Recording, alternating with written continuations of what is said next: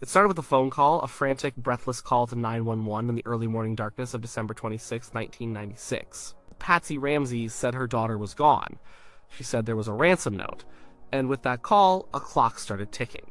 Not just the clock on a supposed kidnapping, but the clock on the integrity of a crime scene. A crime scene that no one yet knew existed. The single most frustrating mistake in the JonBenét Ramsey investigation wasn't a missed clue or a botched interview. It was the slow, catastrophic destruction of the one place that held all the answers to the house at 755 15th Street in Boulder, Colorado. When the first officer arrived, he walked into a home, not a crime scene. His name was Rick French. He saw what he was told to see. A distraught family, a strange 2.5-page ransom note, and an empty bed. He operated under the assumption that this was a kidnapping. This assumption was the first crack in the foundation of the entire investigation. In a potential homicide, the protocol is simple and brutal. You lock it down. You get everyone out. You preserve every speck of dust, every fingerprint, every stray fiber, because the truth is hiding in that microscopic world. But in a kidnapping, the thinking is different. The family are victims. The house is a command center. The goal is to get the child back, not to collect evidence for a trial that might never happen. So, the house remained open. It wasn't just unlocked, it became a hub of activity, a gathering place for the shocked and the concerned. John and Patsy's friends, Fleet and Priscilla White were called. They came over. And John Fernie and his wife came too. They were all trying to help, to offer comfort. But every footstep they took was a potential piece of evidence crushed. Every surface they touched was a potential fingerprint smeared. Imagine the scene. The police are there, but they aren't treating the house like it's sacred ground. One officer, it was later reported, went down to the kitchen and used the phone. Did he wear gloves? Probably not. The focus was the note and the phone, waiting for the kidnapper's call. While they waited, friends of the Ramseys tried to bring a sense of order to the chaos. Someone reportedly wiped down the kitchen counters. It was a kind gesture, an attempt to do something, anything, in a helpless situation. But in the cold language of forensics, it was an act of erasure. What if the killer had touched that counter? What if they had steadied themselves there, leaving a faint print? Gone. Wiped away with a dishcloth. The victim advocates arrived. They came to support the family. More people walking through the house. More potential contamination. John Ramsey was understandably frantic. At one point, he left the house to go to the bank, preparing to get the ransom money.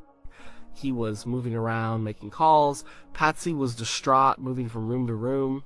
No one was thinking about the carpet fibers, their shoes might be grinding into the floor, or the fibers their clothes might be shedding. Why would they?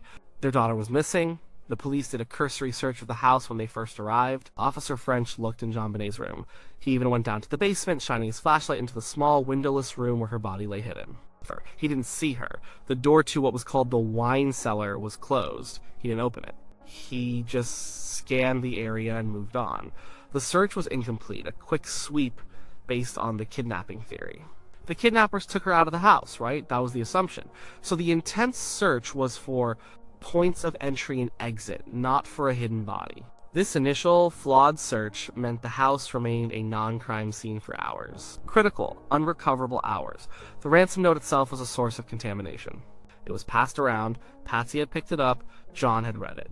The police handled it. Each touch added new material and potentially obscured whatever the author had left behind. The note was found on the back staircase, a spiral staircase in the heart of the home. People were walking up and down those stairs. The very location of the primary piece of evidence was a high-traffic area. The morning wore on. The kidnapper's promised call, supposed to come between 8 and 10 a.m., never came. The theory was starting to fray at the edges. The whole situation felt strange. The ransom note was bizarrely long, written on a notepad from inside the house, with a pen from inside the house. Kidnappers don't typically sit down in their victim's home for 20 minutes to compose a rambling letter. These were red flags, but the initial momentum of the kidnapping theory was too strong. The investigation was on a path, and it was hard to turn back.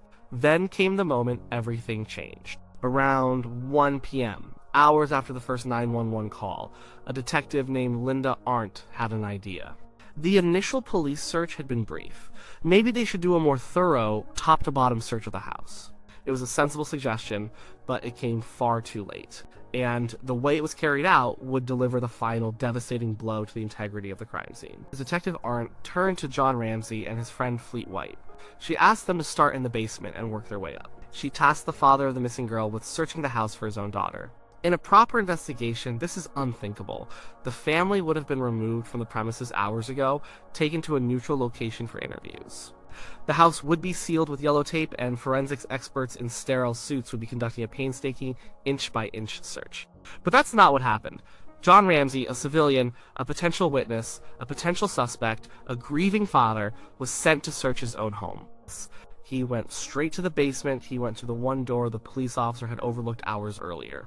He opened the door to the wine cellar, and there she was. His little girl was on the floor. She had a cord around her neck. Her mouth was covered with duct tape. She was wrapped in her favorite white blanket.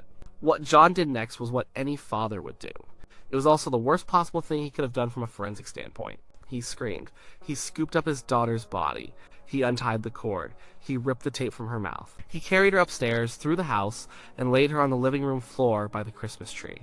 In that single, desperate act of love and horror, the crime scene was irrevocably destroyed. The body was now the primary crime scene, and it had been moved. The location where she was found, the wine cellar, was the secondary crime scene. By moving her, John Ramsey had completely altered both. Think of what was lost. The precise position of her body. Was she laid out carefully? Was she tossed aside? The answer could have spoken volumes about the killer. Any trace evidence on the floor around her was now disturbed. Any fibers from the killer's clothes that might have been on the white blanket were now mixed with fibers from John's clothes, from the basement carpet, from the upstairs carpet, from the living room rug. The blanket itself, a crucial piece of evidence, was now contaminated. The duct tape was another casualty. Ripping it off could have destroyed microscopic evidence. Saliva, skin cells, maybe even a hair from the killer trapped in the adhesive. By removing it, he compromised a key piece of forensic evidence. The ligature around her neck, the garrote, was also disturbed.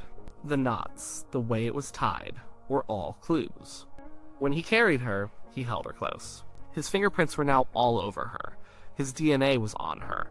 His grief and panic had layered themselves over any evidence the killer might have left behind. It's impossible to blame him. He was a father who had just found his murdered child. But the consequences for the investigation were catastrophic. When the body was laid on the living room floor, the contamination continued. Patsy Ramsey threw herself over her daughter's body, wailing. More contact. More transfer of fibers, hair, and DNA. The scene was now a chaotic soup of forensic data, with the family's evidence hopelessly mixed with any potential evidence from an intruder. Only after the body was found did the police seem to realize the magnitude of their error. Only then did the yellow tape go up. Only then was the house truly treated as a crime scene. But it was like closing the barn door after the horses have not just bolted, but galloped miles away. The damage was done. They were trying to collect evidence from a place that had been trampled through, cleaned, and altered for more than 7 hours by a dozen different people. This initial failure created a ripple effect that poisoned the entire case. Because the physical evidence was so compromised, it became almost useless for identifying an outside perpetrator. If an unknown fingerprint was found, who's to say it wasn't from one of the friends who came over that morning? If an unknown fiber was discovered, it could have been brought in on anyone's shoe. The lack of clean, unambiguous forensic evidence pointing to an intruder forced the police to look closer to home. The focus shifted squarely onto John and Patsy Ramsey. The logic was simple, if flawed. The scene was a mess. It was contaminated primarily by the Ramseys and their friends. Therefore, any evidence that was found could be explained away if it belonged to the family. The only thing that couldn't be easily explained away was the murder itself. With no clear sign of a break-in, and no strong evidence of an outsider, suspicion defaulted to the people inside the house. The contaminated crime scene created the perfect conditions for tunnel vision. The police started working to build a case against the parents, because the evidence trail leading anywhere else had been trampled into oblivion. This led to years of public debate and speculation. The Ramseys maintained their innocence, suggesting an intruder was responsible. The police and a large portion of the public believed the parents were involved and the kidnapping was a staged event to cover up a murder. Both sides could point to the evidence, or lack thereof, to support their claims. The intruder theory was weakened because there was no pristine evidence of an intruder. The family as perpetrator theory was weakened because there was no pristine evidence to directly link them to the murder itself, no confession, no murder weapon with their prints on it, no definitive forensic link. The entire case became a swamp of ambiguity. Every piece of evidence was debatable. The unknown male DNA found in JonBenét's underwear, which became a cornerstone of the intruder theory, was itself questioned. Could it have been transfer contamination from the manufacturing process of the underwear? Could it have been deposited from another source entirely? In a clean crime scene, that DNA would have been a smoking gun. In this one, it was just another argument. The ransom note is a perfect example. It was written on their notepad with their pen. This pointed to the family. But the handwriting didn't conclusively match Patsy or John. This pointed away from them. The note was absurdly long and specific. This suggested someone with knowledge of the family. But it was also filled with movie quotes, which felt amateurish. Every clue was a two-sided coin. What if that first officer, Rick French, had made a different call? What if, upon seeing the bizarre ransom note and the situation, he had thought, this feels wrong. This could be more than a kidnapping. What if he had immediately secured the house? What if he had moved John and Patsy to a patrol car to be interviewed and told the arriving friends they could not enter the home? Imagine that alternate reality. Forensics would have arrived at a sealed house. They would have entered in clean suits. They would have found the ransom note untouched. They would have conducted a systematic grid search. They would have found JonBenét's body in the wine cellar undisturbed. They would have photographed her exactly as she was left. They would have examined the ligature, the knots, the fibers on it.